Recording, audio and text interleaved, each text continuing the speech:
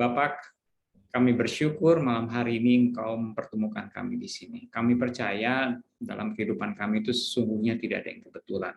Setiap hal adalah ada Engkau ya Bapak. Engkau berencana, Engkau menghadirkan kebaikan karena Engkau turut bekerja dalam segala sesuatu.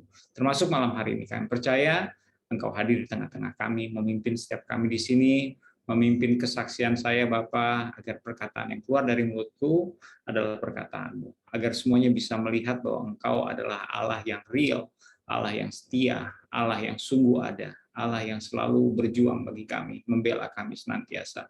Terima kasih Bapak, kami ingin mengenal Engkau lebih lagi, dan terima kasih untuk semua yang ada di sini. Jadikan hati dan pikiran kami tanah yang subur ya Tuhan, sehingga setiap benih kebenaran-Mu bisa kami tangkap, dan itu akan bertumbuh dan berbuah pada musimnya, melahirkan perubahan dan kehidupan yang lebih baik. Terpujilah nama-Mu Tuhan, dalam nama Tuhan Yesus kami minta doa. Amin. Amin. Sampai jumpa. Loh, kok sampai jumpa? Baru mulai. Oke, saya mau menyapa. Halo semuanya, shalom. Ya, senang sekali kalau secara online, dari mana saja, di mana saja, kapan saja kita bisa melakukan perjumpaan-perjumpaan seperti ini, bukan? Itulah kecanggihannya digital teknologi. Bahkan digital teknologi bisa membuat sapaan yang kaku menjadi lebih menyenangkan. Misalnya kalau ini, wah ini terlalu kaku Kak Yosi, oke saya akan bikin yang lebih menyenangkan ya. Shalom semuanya, ya dengan malu-malu ceritanya. Halo. Shalom. Atau mungkin ini lebih cute yang ini ya. Nah, halo semuanya, shalom. Cute sekali. Oke. Anyway, tidak ada yang kebetulan juga Kak Yosi malam hari ini bisa sharing di sini, karena waktunya bisa kosong, bisa pas, dan saya percaya ini juga adalah rencana Tuhan. Siapapun yang hadir di sini juga pasti kan tidak kebetulan ya Tuhan hadirkan di sini. Oke, jadi kita mau bicara soal ini, sharing tentang hidup dalam Tuhan. Judulnya sederhana banget kok. Tapi sebelum masuk ke sini, Kak Yosi sudah mau kasih tahu dulu apa yang sedang Kak Yosi lakukan saat ini. Buat yang belum kenal, adik-adik kita berkenalan lagi. Jadi Kak Yosi bersama teman-teman masih ada di industri hiburan. Ini namanya teman-teman Project Pop ya. Mungkin kalau lagunya yang segala umur itu judulnya Ingatlah Hari Ini. Yang terbaru yang terakhir kita keluarin adalah I Know What You Did When You Go Home. Itu lagu terakhirnya kita. Tetapi mungkin salah satu jejak digital yang juga cukup relevan akhir-akhir ini, kalau adik-adik mau cari siapa sih itu Project Pop, kita kebetulan juga kemarin mendapatkan iklan Grab makan ton. Jadi ya itu pasti akan sering diputar juga di mana-mana. Nah, Project Pop itu grup vokal ya, kita menyebut diri kita tuh grup vokal karena kita nggak main bandnya, kita yang menyanyi, kita yang punya lagu-lagu komedi tapi original, kita nggak boleh parodi, itu Project Pop. Di industri hiburan kita sudah 25 tahun, 2000, dari 96 ke 2021 itu 25 tahun. Jadi memang sudah cukup lama kita berada di industri hiburan, sudah ada 9 lagu dan 9 album dan sekitar 70 lagu lah ya. Lalu Kak Yosi juga ada di YouTube. Ini YouTube-nya namanya Cameo Project. Subscribers-nya, videonya sekitar 750, mungkin lebih. Subscribers-nya udah 1.013.000 kalau nggak salah, atau mungkin lebih juga ya. Saya nggak ngikutin lagi. Kak Yosi juga ada di sini di Siberkreasi. Siberkreasi Kak Yosi dipercayakan sebagai ketua umum. Siberkreasi itu adalah gerakan nasional literasi digital. Di dalamnya itu banyak sekali teman-teman, bukan teman-teman ya. Istilahnya komunitas besar ya, ada kementerian bukan komunitas, ada lembaga juga, lembaga pemerintahan, ada para pegiat literasi, ada platform-platform digital seperti Google, Facebook, Instagram, TikTok dan lain sebagainya. Ada Telkos, Indosat, Telkomsel. Pokoknya ini adalah gerakan yang cukup besar, dan tugasnya Siberkreasi tahun ini adalah kita bekerja sama dengan pemerintah untuk meliterasi masyarakat Indonesia sejumlah 12,5 juta masyarakat yang harus bisa diliterasi di tahun ini, itu targetnya kita. Jadi it's a big movement. Kayak sih juga ada komunitas lagi yang namanya Nakal, nasionalisme radikal. Banyak banget deh komunitas ya. Ada nanti juga ada yang Kayosi kenalkan, tapi Kayosi kesini dulu deh. Kayosi juga punya keluarga yang Kayusi cintai. Ada anak Kayusi, ada yang paling kecil tuh yang paling depan namanya Ruben. Dia umurnya 15 tahun. Siapa yang di sini 15 tahun? Banyak. Terus yang banyak ya. Kelas 3 SMP dia sekolahnya di Gandhi ya. Kalau yang gede itu sudah kuliah, dia udah 20 tahun. Dia kuliahnya nggak di sini, dia kuliahnya jauh. Oke, dan itu istri saya. Dan Kayusi juga punya banyak komunitas selain gerakan-gerakan tadi. Salah satunya adalah ini namanya Good Friends Community. Good Friends Community itu isinya banyak pekerja seni di industri hiburan ya. Mau lihat sedikit tentang Good Friends Community boleh. Tapi kayaknya nanti ya, kayaknya videonya ditaruh di akhir itu kalau soal Good Friends Community. Dan talenta yang Tuhan kasih sama Kayusi itu udah banyak banget ya. Kalau bicara soal TV show, acara TV itu udah 20 acara TV lebih kali dari berbagai-bagai TV. Entah itu sebagai host, entah itu sebagai konseptor dan lain sebagainya. Radio show sampai sekarang 8 radio lebih, sudah pindah-pindah radio sampai sekarang masih siaran di RRI setiap Kamis Kayusi. Iklan, film, songwriter, Kayusi salah satu kekuatannya, strength-nya adalah menulis lagu. Ada 100 lagu sudah Kayusi tulis, mungkin lebih ya, yang bersama Project Pop dan yang tidak bersama Project Pop. Jadi lagunya tidak semuanya bersama dengan Project Pop. Ada juga lagu-lagu yang ditulis tidak bersama dengan Project Pop. Dan itu talentanya Kayusi. Tetapi menyimpulkan ini semua, betul tadi Kasil pernah tadi sempat mention bahwa segala sesuatu yang ada di tangannya Kayusi ini adalah platform untuk justru bukan untuk membuat Kayusi terkenal, tetapi untuk membuat Tuhan Yesus lebih terkenal lagi. Jadi itu yang adik-adik mesti ketahui. Kayusi menyadari betul karena semuanya dari Tuhan, termasuk ide-ide kreatif. Banyak orang yang bilang, kok Kayusi kepikiran ya? Karena Kayusi banyak menulis lagunya Project Pop tuh banyak. Ada Dangdut is the Music of My Country, ada Goyang Duyu, ada Pacarku Superstar, Bukan Superstar, pokoknya lagu-lagu lucu. Makanya orang yang nanya, kok Kayusi kepikiran ya? Even untuk lagu-lagu lucu, saya mau kasih tahu adik-adik ya, lagu-lagu lucu itu, kreativitasnya itu datangnya dari Tuhan. Karena Tuhan kita tuh sesungguhnya adalah Tuhan yang penuh dengan sense of humor, Tuhan yang baik. Tuhan yang nggak terlalu, yang kamu kenal Tuhannya kayak gimana? Tuhan tuh serius banget, enggak. Tuhan itu penuh sense of humor. Tuhan tuh maha kasih. Tuhan tuh dekat dengan kita. Dia mengerti segala kelebihan dan kekurangan kita. Kita bisa datang kepada Tuhan, entah itu sebagai Tuhan, sebagai Raja, sebagai Bapa kita di surga, tapi kita juga bisa datang sama Tuhan sebagai sahabat. Percaya nggak? Kita bisa ngobrol sama Tuhan sebagai sahabat. Tuhan, saya lagi bete nih sama teman saya nih. Si Alvin menang mulu kalau main game sama saya, misalnya kayak gitu ya. Saya kalau main game sama dia kalah mulu nih. Saya lagi main Valorant sama dia. Mudah-mudahan dia bisa saya kalahin. Misalnya kayak gitu. Bisa loh kita ngobrol sama Tuhan seperti itu. Karena Tuhan tuh mau dekat sama kita. Nah, saya mau cerita tentang kapan pertama kali Kayusi terima Tuhan Yesus sebagai Tuhan dan Juru Selamat. Terima Tuhan Yesus itu maksudnya mengakui bahwa dia adalah juru selamat, ya, mengucapkannya dengan mulut dan menerimanya dalam hati, mengakuinya juga dalam hati.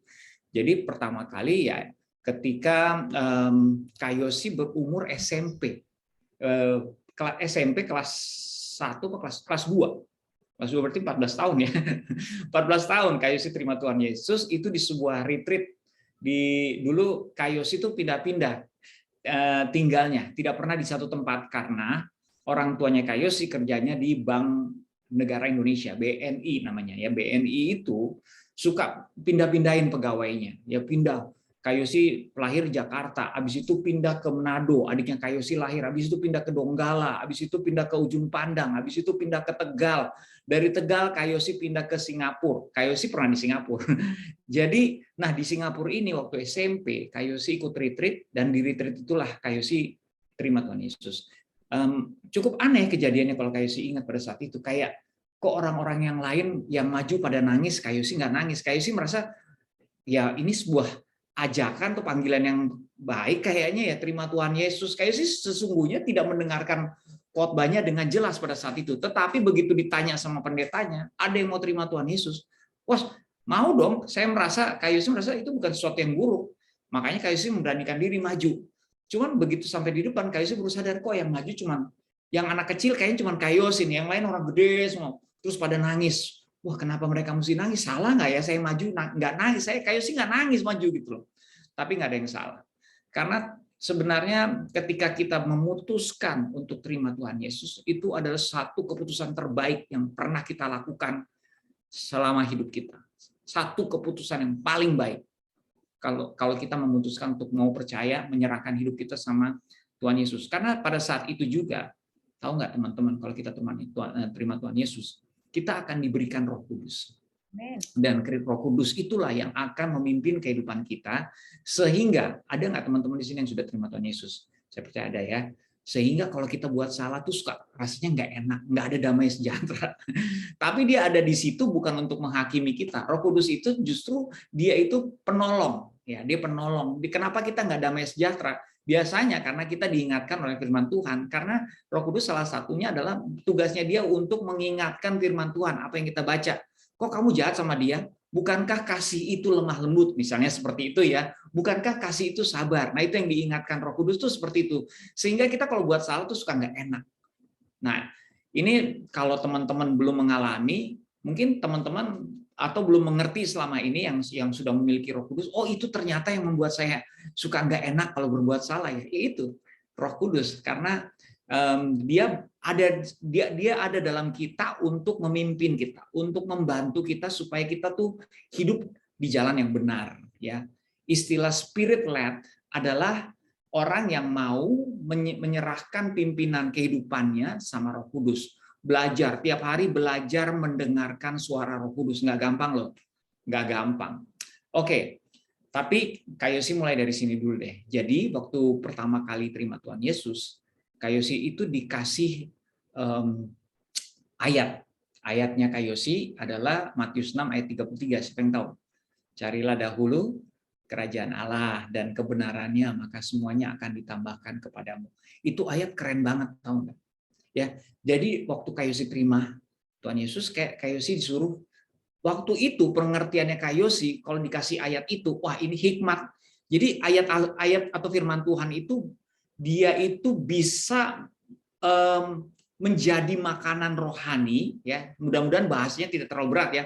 Menjadi makanan rohani disesuaikan dengan kedewasaan rohani kita. Artinya gini, bisa satu saat jadi susu, makanan ringan, snack, tapi bisa suatu saat kemudian kita mendapatkan pemahaman atau pengertian yang lebih dalam lagi dan makanan tersebut jadi makanan berat. Itu kerennya firman Tuhan.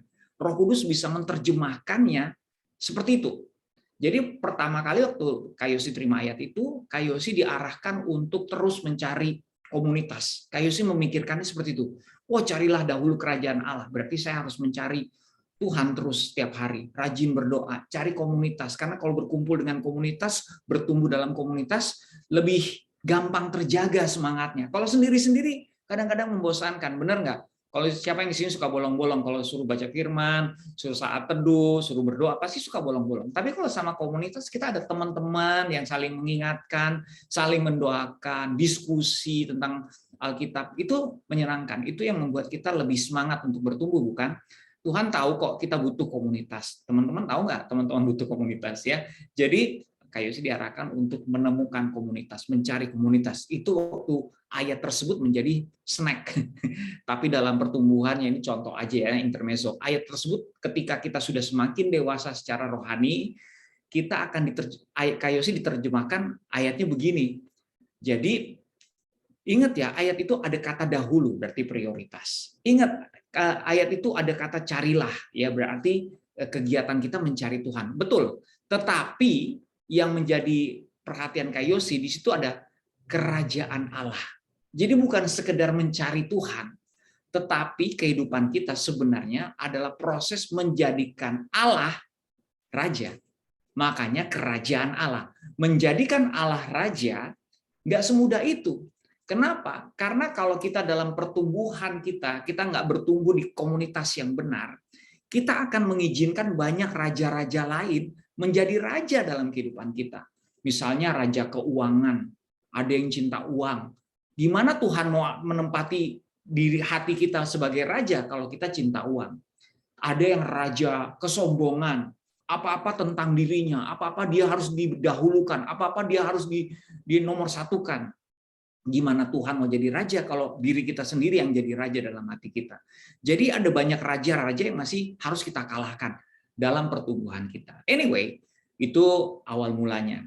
Tetapi kalau bicara soal puzzle, ya talenta itu sebenarnya begini. Kayosi mengerti betul life is a puzzle. Nah, adik-adik ini mungkin puzzle-nya masih sedikit. Kalau Kayosi itu punya talentanya udah banyak, tapi berangkatnya dari puzzle yang kecil juga sedikit. Ya, setiap potongan itu dapat dijelaskan sendiri, tapi tapi dalam gambaran yang utuh pasti akan lebih indah. Ya, kita bisa menjelaskan potongan itu sendiri, tapi dalam gambaran yang utuh lebih indah. Kasih contoh, begini, Kayosi kan bisa bikin lagu. Lagunya ada 100 lebih. Nanti mungkin ada beberapa bisa dikasih contoh kalau adik-adik nggak tahu ya, atau bisa di googling sih adik-adik kalau mau googling project pop gitu, lagu ciptaan Kayosi ya, project pop banyak. Nah, itu puzzle yang Kayosi miliki adalah apa? Yang pertama adalah puisi. Jadi dulu Kayosi suka nulis puisi, zamannya SD, SMP, SMA. Waktu Kayosi nulis puisi, ini ada aja teman-teman Kayosi yang suka ngeledekin, ngapain sih nulis-nulis puisi? Sok romantis lu, misalnya gitu ya. Sok keren banget sih, puisinya jelek aja. Tapi nggak tahu kenapa Kayosi suka nulis puisi. Dan Kayosi nggak peduli dengan ejekan mereka, karena ada passion. Ya, kalau kita punya passion, kita pasti menyukai sesuatu dan tidak akan menyerah. Apa adik-adik passionnya apa? Nah, Kayosi puisi pada saat itu. Lalu dalam perkembangannya, ketika remaja, adik-adik ada yang tahu break dance nggak? Di zamannya Kayosi dulu ada juga break dance, sekarang juga ada break dance. Bersamaan dengan break dance masuk juga musik rap ke Indonesia, rapin. Jadi Kayosi dulu suka dengan rap karena rap itu mirip dengan puisi, rhyming. We call it rhyming. Every end of the sentence it's rhyme. Akhir kalimatnya bunyinya sama. Wah, suka enak banget yang nge-rap ya. Akhirnya Kayosi suka nge-rap, ngerepotin orang. Bukan. Nge-rap ya, Kayosi suka nge-rap. Jadi dulu ada banyak yang rap yang Kayosi bikin. It's me with the best name Yosi. All the people all think I'm crazy. I like to rap and I look so bad. I like to be cool, not to be so rap. And me was born to like rap and basket. My name is Yosi and I'm making many crack it. I like to rap to you. That's all I wanna do. Now keep the beat, creeping down to my feet. Ya kayak gitu deh. Pokoknya ya masih banyak rap-rapnya. Suka bikin rap, tapi berkembang terus. Dan ketika suka bikin rap terus. Terus bikin grup rap di Bandung bareng sama ada namanya Kak Iwake kalau adik-adik tahu. Dulu Kak Iwake sebelum menjadi rapper Indonesia, dia bareng Kayosi itu nge-rap bareng-bareng ya. Cuman Kak Iwake serius ke Jepang, Kayosi menyelesaikan kuliah. Anyway, dari nge-rap sampai akhirnya sekarang bukan cuma bikin lagu, sekarang Kayosi itu bisa bikin lagu bukan cuma lagu rap. Ada lagu slow, lagu pop, lagu macam-macam, lagu reggae, lagu kalau di Project Pop ada metal versus dugem. Wah, itu digabung tuh, udah lagu metal, lagu dugem. Ya, ada lagu akapela, banyak banget lagu yang sudah Kayosi buat. Tetapi itu berangkat dari satu potong puzzle yang namanya puisi. Dan kalau misalnya adik-adik punya satu passion, satu puzzle, nggak tahu apa-apa yang sekarang lagi ditekuni, disukai, jangan sia-siakan. Bisa jadi itu adalah talentanya adik-adik. Digali terus, diasah terus, sehingga menjadi sesuatu di kemudian hari.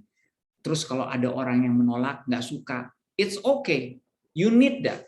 Kita butuh kok. Butuh orang yang tidak suka dengan karya kita supaya kita semakin hebat berkarya. Kayosi pernah bikin lagu sampai 20. Lagu yang Kayosi bikin tuh kalau Project Pop itu kan lagunya komedi. Lagu komedi tuh nggak gampang loh adik-adik, susah banget. Dulu kalau bikin berhari-hari. Kenapa susah? Karena sense of humor orang tuh beda-beda. Orang ada yang ketawa dengan apa namanya, dengan satu joke, tapi satu joke yang sama buat orang lain nggak lucu, atau buat orang lain cuman tersenyum. Ya, jadi sense of humor memang berbeda-beda. Apalagi lagu komedi. Gimana caranya bikin lagu komedi yang bisa komedinya nyambung sama semua orang? Nggak bisa, susah setengah mati. Bikin 20 lagu, setengah mati bikinnya satu lagu bisa berhari-hari, yang diterima jadi demo cuma 3 lagu. Itu jadi 17 lagu kayaknya sia-sia. Tapi enggak, tidak ada yang sia-sia. Expect rejection, expect penolakan, expect orang-orang yang tidak suka sama kita. Percayalah tidak ada yang sia-sia. Itu hanya menajamkan kita. Kalau kita tidak menyerah, kita akan semakin tajam. Sekarang Kayosi karena penolakan-penolakan tersebut tahu bikin lagu berapa lama. cuma 4 jam jadi. 4 jam jadi lagu. Kak Yosi bahkan kemarin tuh baru diminta, ada lagi yang minta Kak Yosi buru-buru karena dia punya teman-teman dari namanya Arta Graha Peduli, punya satu video tapi butuh lagu. Terus mereka mintanya siang, sore harus jadi. Kak Yosi menyelesaikan dalam waktu berapa? 2 jam. 2 jam saja. Tetapi kemampuan-kemampuan seperti ini bukanlah kemampuan yang instan. Ada penolakan, ada rejection, ada ketemu orang-orang yang nggak suka sama karyanya Kak Yosi. It's okay. Kita tetap tidak menyerah, kita asah terus puzzle-nya sampai menjadi satu. Ya, kalau saya itu satu puisi, satu lagi adalah gambar. Kak Yosi juga dulu suka gambar. Ya, selain bikin puisi, Kak Yosi suka bikin gambar. Sekarang Kak Yosi bikin video banyak banget. Nanti bisa dilihat di Cameo Project atau nanti kalau ada kesempatannya waktunya mungkin Kak Yosi puterin video ya. Jadi apa hubungannya gambar dengan apa namanya dengan video? Apa hubungannya gambar dengan kehidupannya Kak Yosi? Kak Yosi kasih tahu ya, gara-gara gambar Kak Yosi bisa masuk Project Pop. Loh kok nggak ada hubungannya? Karena begini, Kak Yosi suka gambar. Lalu Kak Yosi membuat desain, rencananya Kak Yosi akan sekolah di sekolah desain grafis, karena itu berhubungan dengan gambar. Dan sekolah itu ada di Bandung namanya Desain dan Seni Rupa ITB. Itu rencananya Kak Yosi. Jadi mempersiapkan belajar setengah mati untuk masuk desain dan seni rupa ITB. Tetapi waktu lagi mendaftar di ITB, orang tua Kak Yosi bilang gini, kamu coba cari lagi satu alternatif kuliah di Bandung. Masa dari semua perguruan tinggi cuma ngambilnya ITB? Oke, ya udah saya dengerin kata orang tua. Kan kita harus menghormati orang tua kan. Kak Yosi ambil Unpar, Universitas Katolik Parahyangan, jurusan Hubungan Internasional. Sekali lagi itu bukan dalam rencana Kak Yosi. Kenapa Kak Yosi ngambil Unpar? Karena lapangan basketnya bagus. Kak Yosi juga suka basket. Jadi Kak Yosi ambil Hubungan Internasional, kayak masuk Unpar karena lapangan basketnya bagus. Tetapi gini, gara-gara gambar kan Kak Yosi ke Bandung, dan gara-gara gambar Kak Yosi juga akhirnya ngambil alternatif Unpar. Tahu yang terjadi apa? Kak Yosi tidak diterima di ITB. Padahal Kak Yosi yakin banget. Karena gambarnya Kak Yosi itu sering menang, sering juara. Bahkan teman-teman Kak Yosi yang bareng-bareng daftar ke ITB, yang kalau perlombaan itu juara 3, Kak Yosi juara 1, masuk, keterima. Tapi Kak Yosi nggak diterima. Balik lagi, expect rejection. Tetapi Tuhan adalah Tuhan yang setia. Oleh sebabnya, kita jangan buru-buru menyerah ketika segala sesuatu terjadi tidak sesuai dengan apa yang kita harapkan. Apa yang terjadi sebenarnya begini, kalau Kak Yosi nggak masuk Unpar, Kak Yosi nggak bisa berada di Project Pop. Kenapa? Karena Project Pop itu adalah adik-adiknya Project P. Project P nanti di Google ya, itu grup besar pada saat itu, terkenal, seluruh Indonesia terkenal. Dan mereka hanya mencari kader dari 2 tempat, Unpad, Universitas Pajajaran, dan Unpar, Universitas Katolik Parahyangan. Dan secara spesifik di Fakultas FISIP. Hubungan internasional, jurusan yang Kak Yosi ambil adanya di FISIP. Kalau itu nggak disusun puzzle-nya, gambar-gambarnya, ya Kak Yosi udah keburu marah-marah sama Tuhan. Tuhan, saya kok nggak diterima di ITB? Kan Tuhan lihat kesungguhan hati saya belajar dan segala macam, tanpa percaya bahwa Tuhan punya kebaikan yang lain. Ya itu, Kak Yosi mungkin mungkin kalau misalnya Kak Yosi pilih untuk tidak masuk ke Unpar, mungkin ya Kak Yosi menunda rencana Tuhan bagi kehidupan Kak Yosi. Ya, tapi begini, kita harus percaya bahwa apa yang Tuhan persiapkan buat kita, rancangan buat adik-adik semua, buat kita semua, itu bukan rancangan kecelakaan, tapi rancangan penuh damai sejahtera. Hari depannya adik-adik itu pasti keren kalau kita mau terus percaya sama Tuhan, walaupun terjadinya tidak sesuai dengan apa yang kita inginkan. Kita harus tetap mengakui Tuhan dalam setiap musim kehidupan kita. Mau SD, SMP, SMA, pas di kuliah nanti, Tuhan selalu ada. Tuhan tuh kan, kayak Yosi suka dengan gambar ini, tuh kayak gini sebenarnya. Tuhan tuh kayak Bapa yang baik. Dia mengatakan, firman Tuhan mengatakan bahkan dia lebih baik daripada Bapa kita di dunia loh. Jadi dia tuh sebenarnya ada dalam setiap musim kehidupan kita. Tuhan tuh seperti itu. Nah, adik-adik mesti mengetahui sebelum kita beranjak lebih lanjut, Kak Yosi sudah mengerti 4 identitas yang absolut. Adik-adik mengerti nggak identitas 4 identitas yang absolut? Maksudnya apa? Ada identitas yang kita miliki, yang Tuhan berikan sama kita, yang bukan pilihan kita. Jadi absolut, yaitu lokasi, situasi, fungsi, dan potensi. Kalau di Kejadian 2 ayat 15, ya, kayak sih bacain aja. Kejadian 2 ayat 15, Tuhan Allah mengambil manusia itu dan menempatkannya dalam Taman Eden untuk mengusahakan dan memelihara taman itu. Artinya apa? Lokasi Tuhan yang pilih buat manusia. Manusia yang pertama loh. Manusia yang pertama Tuhan pilih lokasi kamu di Eden. Sama kayak kita semua di sini. Lokasi bukan pilihan kita. Tuhan pilihkan Indonesia buat kita. Tuhan pilihkan Matthew, Tuhan pilihkan Fanny, Tuhan pilihkan Alvin, Tuhan pilihkan Jocelyn. Semuanya untuk lahir di Indonesia bukan karena sebuah kebetulan. Kita nggak bisa milih loh. Tuhan pilihin Ivan, Tuhan pilihin Natasha. Kita nggak bisa milih kita mau lahir di mana. Lokasi Tuhan yang pilih. Tetapi lihat, di ayat tersebut untuk mengusahakan dan memelihara taman itu. Artinya dalam lokasi pasti ada fungsi. Ya, pasti ada fungsi. Tuhan juga menciptakan kita dengan fungsi. Tapi cuman kan kita sebelum ke situ kita mau bahas dulu situasi. Situasi itu apa? Situasi itu adalah zaman di mana sekarang adik-adik sedang hidup. Kita kan nggak bisa milih juga loh, kita mau hidupnya kapan. Saya mau hidupnya jangan pas pandemi deh. Boleh nggak Tuhan saya lahirnya pas setelah pandemi selesai, pas obat COVID-19-nya udah ketemu. Jadi enak tuh hidupnya tuh nggak jauh-jauh, belajar nggak jarak jauh, tapi bisa ketemu sama teman, bisa main. Nggak bisa kan, kita nggak bisa milih. Tuhan pilihkan buat kita. Situasi itu Tuhan yang pilihkan. Kita dipilih hidup di zaman Indonesia sudah merdeka. Coba adik-adik bayangin, kalau adik-adik hidup di zaman Indonesia belum merdeka. Kita akan ketemu penjajah, kita akan ketemu Belanda, kita akan hidup dengan penuh perjuangan yang berbeda. Nah, ini saya suka banget nih dengan quote dari Kung Fu Panda. Ada yang nonton Kung Fu Panda dong? Your real strength comes from being the best you can be. So who are you? What are you good at? What do you love? Ya, itu disebutkan semuanya. What makes you? You. Ini your real strength. Kekuatan kita yang sebenarnya akan muncul ketika kita terlebih dahulu menerima identitas yang absolut ini. Ya, kita klaim dulu. Oke, Tuhan sudah taruh saya di Indonesia. Tuhan sudah kasih saya, lahirkan saya di situasi seperti ini. Oke? Berarti Tuhan ciptakan saya, ada nggak yang Tuhan ciptakan dengan kebetulan? Nggak ada. Tuhan sudah ciptakan saya dengan fungsi. Kalau Tuhan ciptakan saya dengan fungsi, pasti Tuhan kasih saya potensi. Nggak mungkin.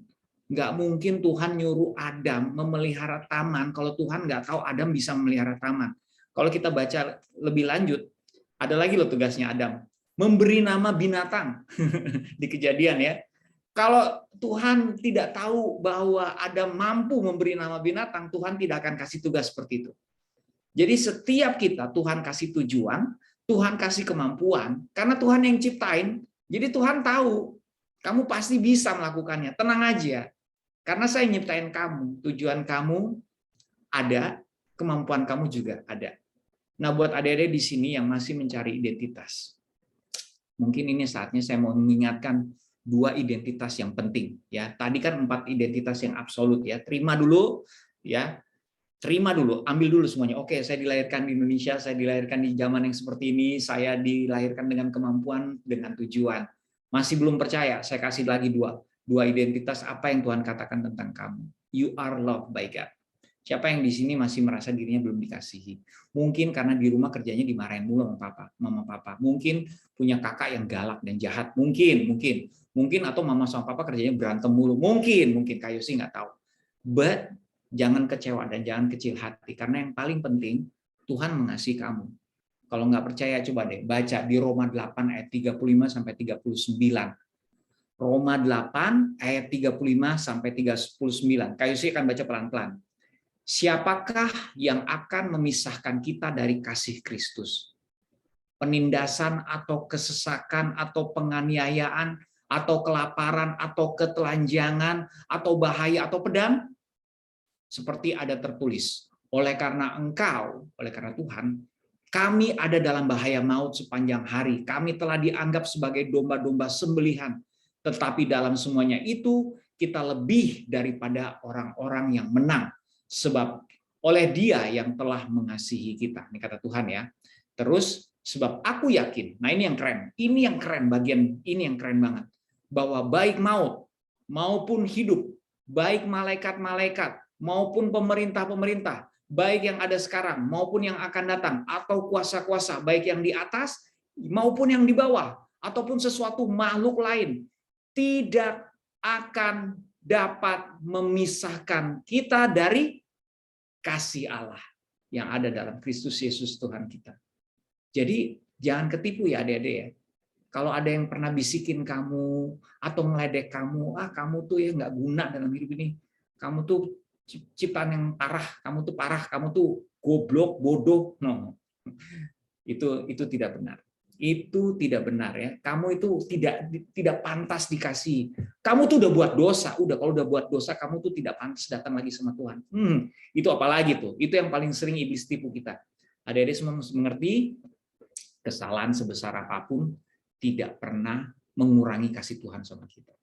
Oke, jadi nomor 1 itu you are loved by God, dan nomor 2 ini ya, you are His masterpiece. Tahu masterpiece?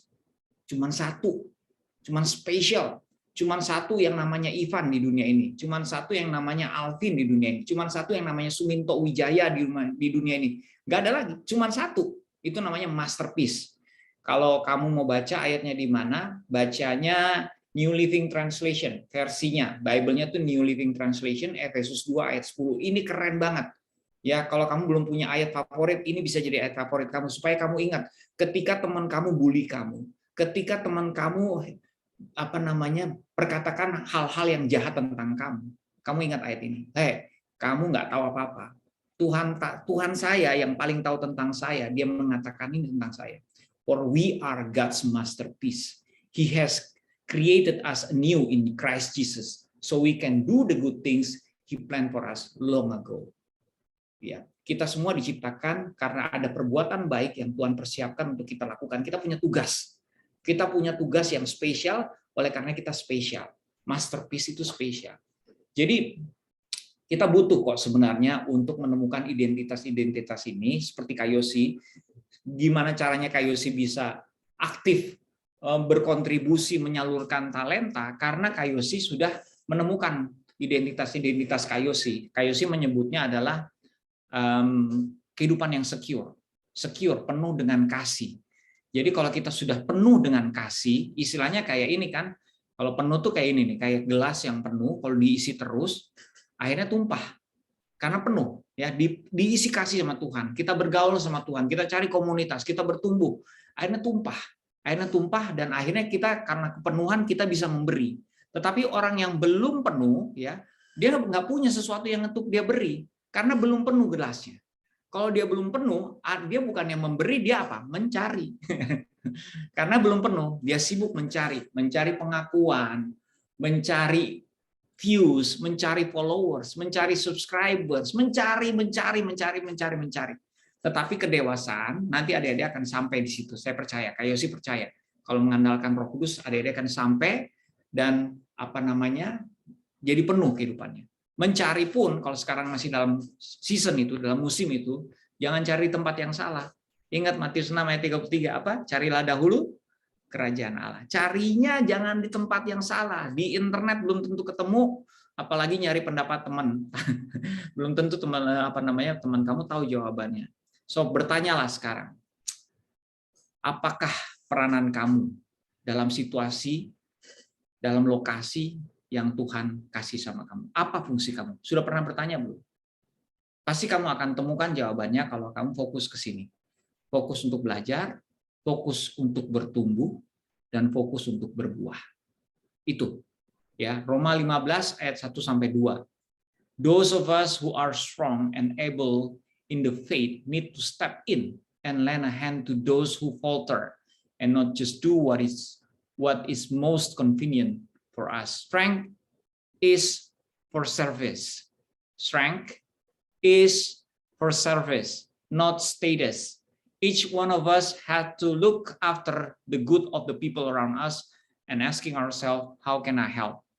Ini adalah sebuah statement yang kuat. Begitu kita sudah sampai di kemampuan seperti ini, berarti kita sudah sangat kuat. Ketika kita kuat, ingat terus bahwa kita ini diciptakan Tuhan memang sebenarnya untuk menjadi kuat. menjadi kuat, tetapi bukan untuk memamerkan status kekuatan kita, tetapi kekuatan kita harus kita pakai di kemudian hari untuk melayani. Strength is for service. Percayalah, ini sebenarnya adik-adik mungkin masih sangat mudah untuk menemukan tujuan hidup. Tetapi apa yang kakak kasih ini landasan semuanya. So you need to learn, terima dulu identitasnya, terima dulu 4 identitas tadi, mengakui dulu bahwa kamu tuh dikasih oleh Tuhan dan tidak ada yang bisa mengambil itu dari kamu, mengakui dulu bahwa kamu adalah God's masterpiece, ya, dan arahkan kehidupan kamu untuk belajar, bertumbuh dan berbuah, isi terus dengan firman Tuhan, dengan kasih Tuhan, dengan pengalaman. Kalau dikasih masalah, oh ini ada Tuhan, tenang, karena Tuhan ada selalu walaupun kita ada masalah. Isi terus, belajar terus setiap musimnya, supaya kita tambah kuat, supaya kita tambah kuat, supaya kita tambah, begitu kita telah kuat, akhirnya kehidupan kita penuh dengan kegiatan memberi, beri terus, melayani orang terus. Kenapa? Karena kita kepenuhan, kita nggak bisa kalau nggak melayani orang, kalau nggak mengasihi orang, kalau nggak berkarya, kalau nggak menghasilkan sesuatu. Nah itulah akhirnya kita jadi mengerti, kenapa ya yang namanya terang itu nggak bisa disembunyikan di kolong. Karena dia terlalu hebat, terlalu kuat, terlalu banyak karya, terlalu banyak keberhasilan, sehingga dia ditaruh di atas dian. Dikatakan di atas dian itu di atas bukit, ada yang mengatakan di atas dian tempat dilihat. Artinya terang dengan sendirinya akan terlihat. Kenapa? Karena kamu terlalu hebat, terlalu kuat, sehingga lewat keberhasilan, lewat kehebatan kamu, orang akan cari tahu, kenapa ya dia hebat? Oh, ternyata karena Tuhan Yesus ada di belakang semua. Jadi itulah kenapa melalui perbuatan kita, nama Tuhan dipermuliakan. Yaitu kalau adik-adik semua mau menumbuhkan apa yang sekarang adik-adik miliki, ya tumbuhkan talenta, jangan gampang dipengaruhi oleh sekitarnya, gitu ya. Dan temukan komunitas, karena tidak ada yang kebetulan, termasuk salah satunya komunitas. Adik-adik ada di sini? Adik-adik berpikir itu kebetulan? Enggak. Adik-adik sudah Tuhan pilih untuk ada di GBI Dulos, bertumbuh di sini. Ya, bertumbuh di sini, punya teman-teman seperti ini, you never know di kemudian hari. Termasuk apa yang Kak Yosi sampaikan malam hari ini, nggak ada yang kebetulan. Siapa yang menangkapnya, menjadikannya benih yang baik dan kuat, pasti Kak Yosi percaya akan terjadi pertumbuhan yang hebat dalam kehidupannya. Ya, semoga apa yang Kak Yosi sampaikan tidak terlalu berat, tidak terlalu, dan bisa dimengerti oleh semuanya. Dan Kak Yosi percaya ini akan melahirkan sebuah benih yang baik, perubahan buat adik-adik semua. Pulang nanti setelah dari sini, setelah pulang online, maksudnya memang udah di rumah, ngapain pulang kemana lagi? Pasti adik-adik akan memiliki sebuah pemahaman yang baru. Oh ternyata begitu ya. Oh nggak apa-apa ya saya ditolak orang. Oh ada teman nggak suka sama saya, it's okay. Ternyata it's okay, karena Tuhan selalu ada sama adik-adik. Kita berdoa ya adik-adik ya. Kita berdoa. Yuk mari kita berdoa. Tuhan, kami bersyukur karena malam hari ini Engkau mengingatkan kami kembali, menyapa kami kembali, khususnya buat adik-adik yang ada di GBI Dulos yang malam hari ini hadir. Engkau memilih secara khusus setiap kami untuk mendengarkan perkataan ini, kebenaran firman-Mu ini ya Tuhan, supaya adik-adik di sini cepat bertumbuh, cepat berbuah, cepat belajar, menjadi orang-orang yang potensial, yang menemukan peranannya yang penting bagi bangsa Indonesia di kemudian hari. Bukan cuma di sekolahnya, bukan cuma di Cirebon, tetapi mereka akan Engkau bawa ya Tuhan, sehingga mereka terlihat oleh semua orang sebagai terang-Mu, melalui kehebatan mereka, kekuatan mereka, keberhasilan mereka, terutama lagi kemurahan hati mereka, karena mereka akan Kau pakai untuk melayani dan juga menginspirasi banyak orang. Amin ya Tuhan, kami bersepakat untuk itu akan terjadi dalam nama Tuhan Yesus kami berdoa. Amin. Amin.